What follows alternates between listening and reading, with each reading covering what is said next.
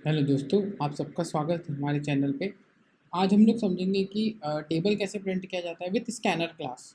मतलब जैसे हम सी प्रोग्रामिंग के अंदर बेसिकली इनपुट रीड करते थे इस कंसोल से, वैसे हम लोग यहाँ जावा में भी कंसोल से रीड करेंगे और करने के बाद में उसका टेबल प्रिंट करवाएंगे। और इसमें हम जावा 8 का यूज़ भी करेंगे प्रिंट करवाने के लिए।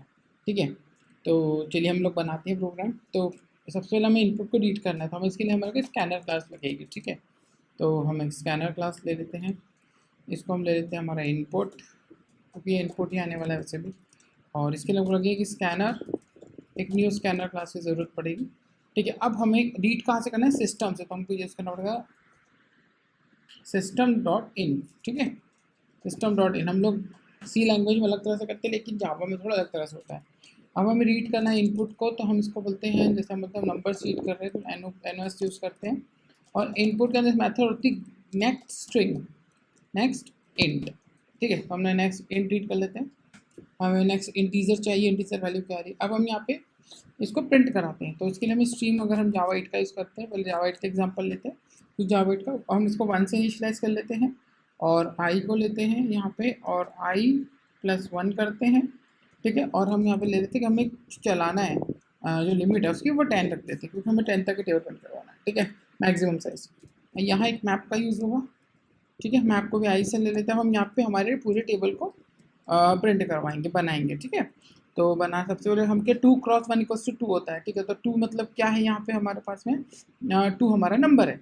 तो हम यहाँ पर ले लेंगे NOS, कॉन्केट करेंगे इसके अंदर। ये एक्स, बड़ा एक्स कर रहा हूँ मैं कॉन्केट, ताकि वो टेबल जैसा दिखाई दे।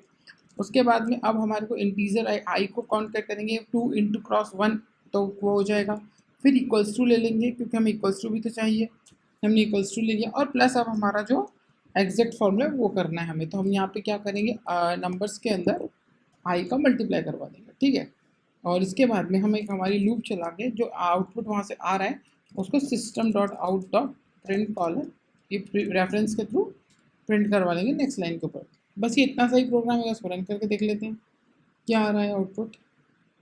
हमने इनपुट डाला ही नहीं, सॉरी। इसमें हम एक मैसेज ऐड कर देते हैं ताकि वो थोड़ा क्लियर हो जाए।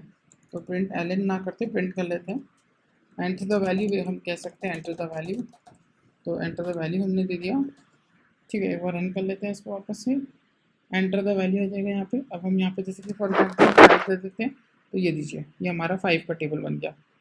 ठीक है, अब हम कुछ कॉम्प्लिकेटेड नंबर डाल देते हैं, जिसमें डाल देते हैं 17 डाल देते हैं थोड़ा सा।